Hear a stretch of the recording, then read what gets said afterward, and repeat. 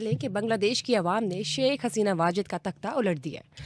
शेख हसीना वाजिद अपने बाप शेख मुजीबुर रहमान की तरह इंडिया भाग गई हैं और अपने आप को उन्होंने इंडियन एजेंट साबित कर दिया है। मुजीबुर रहमान जिन्होंने कि पाकिस्तान के दमन के विरुद्ध बगावत का झंडा भी बुलंद किया था और बांग्लादेश का निर्माण उनकी वजह से ही हो पाया था, अब उनकी मूर्ति का भी अपमान किया गया है, तोड़ा गया है। बहुत ही शर्मनाक स्थिति कही जा सकती है। और ऐसा है कि पाकिस्तान को सीखना होगा सबक बांग्लादेश के हालात से। सिर्फ ये बात क्यों की जा रही है? अब बांग्लादेश में क्या हुआ, इसके बावजूद कि उनकी लिटरेसी रेट भी अच्छा है, पॉपुलेशन भी कंट्रोल कर लिए, फिर भी वो जो जॉब्स जो है ना, वो अभी भी पूरे जॉब्स नहीं मिल रहे लोगों को। तो शेख हसीना वाजिद हैं, उन्होंने इस्तीफा दे दिया, वो मुल्क छोड़ गई हैं। आज सुनने में आया कि वो त्रिपुरा चली गई हैं। आज आता है कि भारत के जो ताल्लुकात हैं शेख हसीना वाजिद के साथ बहुत अच्छे थे।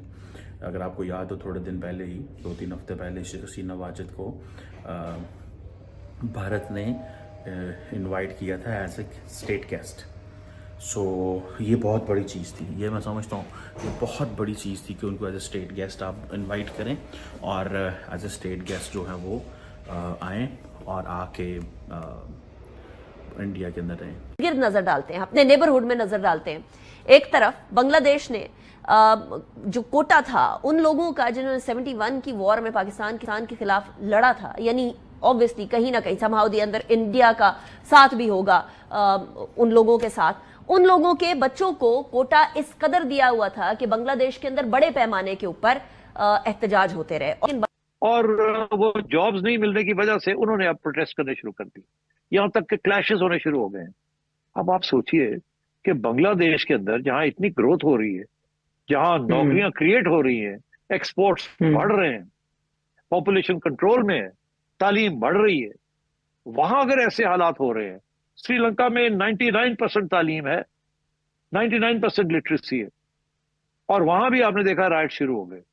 तो अब Pakistan is like a time bomb. यहाँ तो इतने छोटे छोटे बॉम्ब्स, टाइम टिक टिक टिक टिक हो रहा है पॉपुलेशन एजुकेशन का। अब मुझे बताएं, जब एजुकेशन का बॉम्ब चल रहा है, हमारे यहाँ हालत यह है कि बीए की डिग्री बंदा एक सेंटेंस नहीं लिख सकता। कि बांग्लादेश में आर्मी आने वाली है, बांग्लादेश में मिलिट्री कू अंडरवे। मिलिट्री कू हो सकता है, इसकी वजह यह है कि बांग्लादेश की शेख हसीना ने रिजाइन कर दिया है, स्टेप डाउन हो गई हैं और कहा जा रहा है फ्लीज टू इंडिया। बांग्लादेश की शेख हसीना इस्तीफा दे चुकी हैं, रिजाइन कर चुकी हैं, क्योंकि उनको बांग्लादेश की आर्मी ने 45 मिनट की डेडलाइन दी थी। दोस्तों, आप सब ने तो देखा कैसे आज बांग्लादेश में हुआ और शेख हसीना को भागकर और एक तरीके से आप कह सकते हो खुद का जान बचाकर भारत वापस आना पड़ा। शायद अभी खबर तो ये चल रहा है कि वो दिल्ली पहुंच जाएंगे शाम तक और शायद आज रुकेंगे या फिर दिल्ली से वो लंदन जा सकते हैं। लंदन जाएंगे तो फिर उनके लिए और ख़तरा बन सकता है। लेकिन पाकिस्तान में इस बात को लेकर रोना धोना चल रहा है कि भारत ने क्यों शेख हसीना को बचाया या फिर शेख हसीना क्यों भारत भाग कर आई, क्योंकि पाकिस्तान के एक तरीके से आप कह सकते हो उनके मन में था या फिर सीक्रेटली प्लान बनाए थे वो अमेरिका और बाकी उनके जो जमात इस्लामी के साथ मिलकर कि शेख हसीना का हत्या कैसे हो जाए। ऐसा मैं क्यों कह रहा हूँ आपको आखिर में बताऊंगा, जो भी पाकिस्तान में डिस्कशन हो रहा है। आप आखिर तक दोस्तों ये वीडियो को एंजॉय करिए। मैं मिलूंगा आप सबसे वीडियो के आखिर में, और आप सबसे रिक्वेस्ट है ये वीडियो को ज़्यादा से ज़्यादा लाइक शेयर करना बिल्कुल मत भूलिए। बांग्लादेश के अंदर 71 की जंग लड़ने वालों के बच्चों को सरकारी नौकरियां देने के हवाले से जो 30% कोटा था उसके खिलाफ गुज़िश्ता कई से तलबा का एहतजाज जारी था। बांग्लादेश में 5 रोज से जारी पुरतशद्दुद मुजाहिरीन के अंदर अमवात की तादाद 130 से ज्यादा हो गई है। कहीं बताया जा रहा है कि तकरीबन 150 के करीब ये अमवात हो चुकी हैं। एहतजाज पर काबू पाने के लिए मुल्क भर में कर्फ्यू नाफिज कर दिया गया। मुजाहिरीन को देखते ही गोली मारने का हुक्म दिया गया। ये बच्चे हैं, ये निहत्ते स्टूडेंट्स हैं। मुल्क भर में इंटरनेट और टेक्स्ट मैसेजेस सर्विसेज को जुमेरात से मुअत्तल किया हुआ है। कोटा सिस्टम के मुखालिफ जो तलबा हैं उनकी पुलिस और हुक्मरान जमात अवामी लीग के तलबा विंग से कि आप रिजाइन कर दें, और बांग्लादेश की शेख हसीना के पैलेस पर प्रोटेस्टर्स चढ़ दौड़े थे।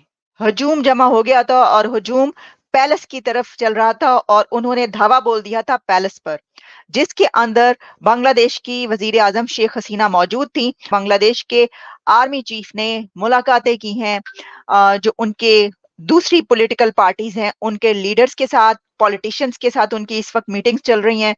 और 3 बजे आज 3 बजे बांग्लादेश के जो हैं वो खिताब करेंगे। कहा यह जा रहा है कि तारीख का स्टूडेंट्स और यूथ का ये एक सबसे बड़ा प्रोटेस्ट था, जो ऐसा प्रोटेस्ट आज तक देखने को नहीं मिला कि स्टूडेंट्स और जो यूथ है वो ऐसा प्रोटेस्ट करे।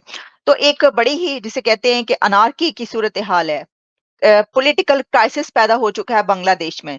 बांग्लादेश में इस वक्त पॉलिटिकल टर्मोइल आ चुका है। शेख हसीना ने जो रास्ता इख्तियार किया है तो वो ये है कि वो इंडिया में रिफ्यूज हासिल करेंगी, कर ली उन्होंने। यानी यही है ना कि अगर ये कहा जाता है कि Sheikh Hasina fleas to India, तो इसका मतलब ये है कि अब वो वहां से भागकर इंडिया पहुंची हैं और इंडिया में वो सियासी पनाह हासिल करेंगी। रिफ्यूज उन्होंने इंडिया में हासिल किया, इसके अलावा तो कोई कंट्री उनके पास था भी नहीं। ऑब्वियसली उन्होंने इंडिया में जाना था। तो इंडिया में शेख हसीना का जाना ये भी हमें बताता है कि क्योंकि इंडिया नेबर है बांग्लादेश का और वहां पर एक पॉलिटिकल क्राइसिस पैदा हो चुका है, तो यकीनी तौर पर इंडिया का इस उसमें अब हम देखेंगे कि एक बड़ा रोल क्या इंडिया प्ले करता हुआ नजर आएगा।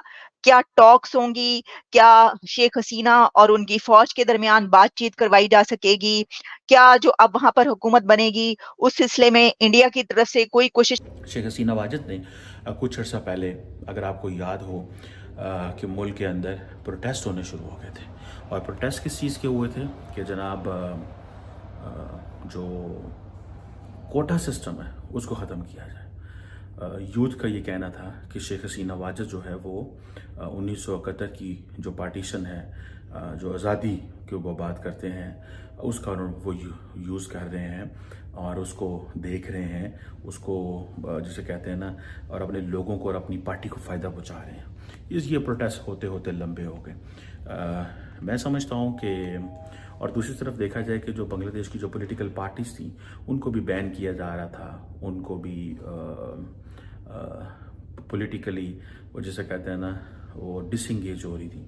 जमात इस्लामी को बैन किया कुछ अर्सा पहले, कुछ दिन पहले। शेख खालिदा ज़िया की पार्टी जो है वो इस काबिल ना रही। और लेकिन याद रखें कि भारत का किरदार जो था बेसिकली शेख हसीना वाजिद को मजबूत करने में बहुत ज़्यादा था।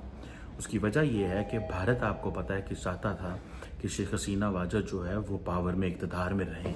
एक तो सारी बात है वो शेख मुजीबुर रहमान की बेटी थी, ये एक उनको बहुत ज़्यादा एज था, ठीक है जी।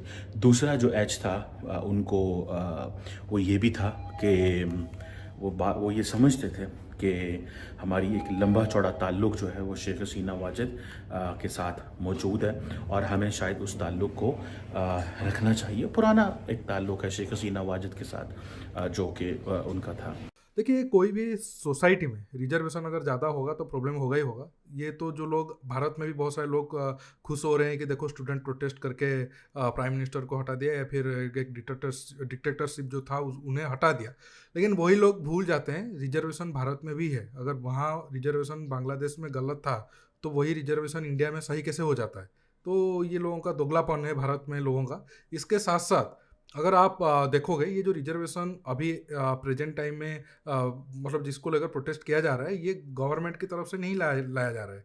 ये ऑर्डर कोर्ट की तरफ से था कि जो 1971 में मतलब जंग में लड़े थे उनके फैमिली को 30% मिलेगा। 2018 में गवर्नमेंट ने ही इसे ख़त्म कर दिया था प्रोटेस्ट के कारण, तभी बहुत बड़ा प्रोटेस्ट हुआ था। तो आप देखो ये लोग अपने आर्मी के जो लोग हैं या फिर जो अपने देश को आज़ाद करने में जो लोग शामिल थे उन्हें ये रिस्पेक्ट नहीं दे रहे हैं। एक तरीके से ठीक है, जो शेख हसीना है वो तो 100% सही नहीं है, लेकिन उसे टारगेट करके हटाया इसलिए जा रहा है कि बांग्लादेश को ये लोग अनरेस्ट करना चाहते हैं। अमेरिका हो गया, पाकिस्तान हो गया, ताकि भारत के खिलाफ आज ये लॉन्च पैड ये लोग बांग्लादेश के इस्तेमाल कर पाए, या फिर बांग्लादेश के जो मूर्ख जो आवाम है, जिहादी, जो सो कॉल्ड फ्रेश जिहादी है, क्योंकि पाकिस्तान वालों को तो अभी समझ में आ गया ना उनके पास अब पैसा है या ताकत है वो भारत के खिलाफ लड़ पाए।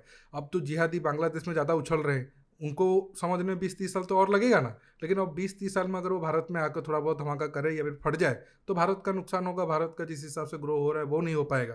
तो यही तो प्लान है अमेरिका, और हेल्प कर रहा है पाकिस्तान क्योंकि उनको कुछ भीख में मिल जाएगा।